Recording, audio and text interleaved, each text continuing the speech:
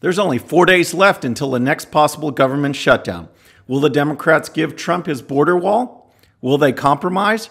Or will we be going through government shutdown 2.0? Also, 2 more Democrats have announced for president. We'll look into that. Plus, we'll look at the fallout from the Green New Deal. I'm Bobby Eberly. This is a 13-minute news hour. God bless the United States of America.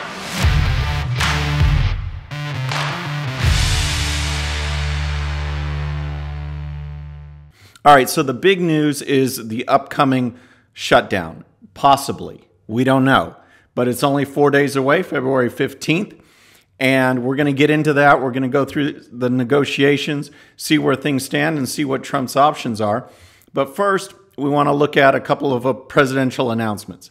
Elizabeth Warren announced this weekend, and you guys remember her, the one who just recently had to apologize because in the 1980s, for her state bar application or registration in Texas, she listed American Indian as her heritage and then apologized because it wasn't. So this is the candidate that now wants us to vote for her for president of the United States. And here's a clip from her announcement. Year after year, the path to economic security had gotten tougher and rockier for working families, and even tougher and even rockier for people of color. All right, so think about that. Think about what she just said, and let's look at the facts. Black unemployment is at historic lows. Hispanic unemployment is at historic lows. Blue-collar wages are up, and the median household income is up $6,000 over the last 2 years. That's the reality of the state of America economically, and it's quite different from the picture she's trying to paint in her announcement and in other statements she's made. But she goes on. Here's a follow-up to that clip, which I just found very stunning. Take a look. This wasn't an accident. It wasn't inevitable. No. Over the years, America's middle class has been deliberately hollowed out, and families of color have been systematically discriminated against and denied their chance to build some security. Okay, she's talking about systematically discriminating. And I can't help but think about Barack Obama, who, in my opinion, was the worst president as far as race relations is concerned that I've ever seen. Race relations when I was a kid, when I was going to high school and junior high in the 1980s, the relations were better than they are now. And Elizabeth Warren seems to just keep following up on what Obama did to drive people against each other because of race by spreading a completely false scenario, a false paradigm.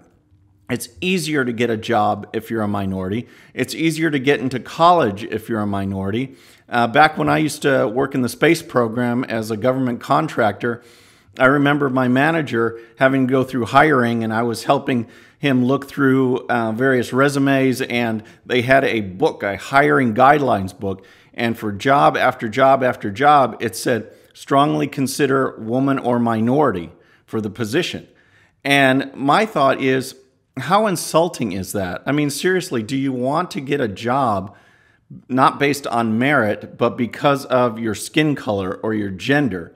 And yet that's what the left keeps pushing. They want to divide, and they want to say, okay, because of you're a minority, you get extra benefits. You get an extra place up. You get a job or an acceptance into college where someone who with better grades or better performance or better merit is not going to get it. But that's the world of the Democrats, and that's the message that Elizabeth Warren apparently wants to keep pushing. So, but then here's what's interesting, and I just wanted to add this little bit to her announcement because Rob Lowe made a tweet that has gotten a lot of attention. He's since deleted it. But I just want to show you the state of America and the state of the left, where I'm seriously wondering if comedians are going to be out of a job. That is, unless they only bash President Trump. But so many people are so overly sensitive that you can't say anything anymore. Here's what Lowe tweeted after Elizabeth Warren made her announcement. Elizabeth Warren would bring a whole new meaning to commander-in-chief, with chief in quotes. So, of course, people jumped on that. Alyssa Milano, here's her tweet. Tonight, the role of Scott Baio will be played by Rob Lowe. And Mark Hamill tweeted, what a raw blow.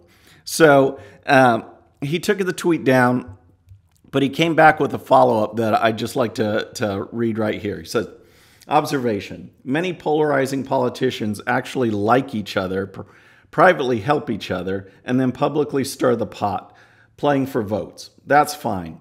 Only thing wrong with it is when we buy it whole cloth, breeding intolerance, anger, and the total inability to laugh at anything. And that's the whole point. It's not being racist if you're just making a joke. They are Native American tribes, and guess what? They have chiefs. And Elizabeth Warren falsely claimed that she was of American Indian heritage. And so he made a joke that she'd be commander-in-chief. It's just a joke. It's not racist. It plays on her own stupidity and her own angle to get ahead in society by playing off, this heritage that's not even hers. The only thing that would have been better for Lowe is to accurately state that she would be 1024th commander-in-chief. But, we can't joke anymore. And I just wanted to point that out because that little line got him just a bunch of hassle and hazing, and it's just really ridiculous. The other person to announce is Minnesota Senator Amy Klobuchar, and here's basically what she had to say. And that's it. I'm being serious because whatever. I'm not going to show a video because she brings nothing to the table. It's just the cookie cutter, same big government stuff. Her only claim to fame and the only thing that really sets her apart is apparently she's the mommy dearest of all Congress people. What's wire hangers doing in this closet when I told you no wire hangers ever? So yes, that's right. She has the worst turnover in Congress of any representative or senator. And all you need to do is just a quick Google search and you can see incidents of stapler throwing and lashing out at staff and unethically making them do personal chores and errands, which should be brought up against her in the Senate because those are ethics violations. But that's her claim to fame. She's the mommy dearest of the Senate of Washington, and hopefully I think Trump will have a field day with that. I can just see the stapler throwing memes, popping up everywhere. All right, so now we have the big story. The big story is what's going to happen at the end of this week. We have a government shutdown looming. Trump wants his border wall. The Democrats are so far refusing to budge, and we don't know exactly where things stand. There's been rumors that some of them want to compromise, that there will be some money in this latest package, maybe up to $2 billion, which is far short of his 5.7, but it's movement somewhere. So Mick Mulvaney, the acting White House chief of staff, was on Meet the Press this weekend, and here's what he had to say. Again, you cannot take a shutdown off the table, and you cannot take 5.7 off the table, but if you end up someplace in the middle, then what you probably see is the president say, yeah, okay, and then I'll go find the money someplace else. So Chuck Todd, earlier in the segment, floated this idea of about $2 billion possibly being on the table, but depending on who you listen to and some of the reports that are coming out this morning, the Democrats are even taking a harder stance, wanting to defund some of what ICE can do, remove the number of detention beds that they can house these criminals that they're apprehending in this country. So we really don't know what's going to happen. Here's what Trump tweeted out as these negotiations are ongoing. He said, it's a very bad week for the Democrats, with the great economic numbers, the Virginia disaster, and the State of the Union address. Now, with the terrible offers being made by them to the Border Committee, I actually believe they want a shutdown.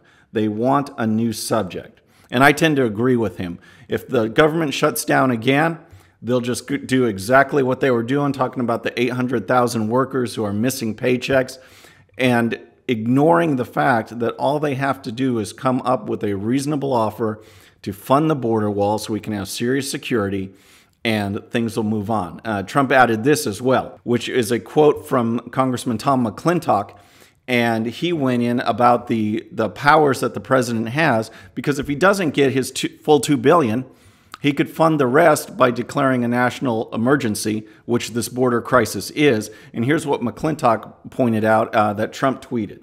Said, President is on sound legal ground to declare a national emergency.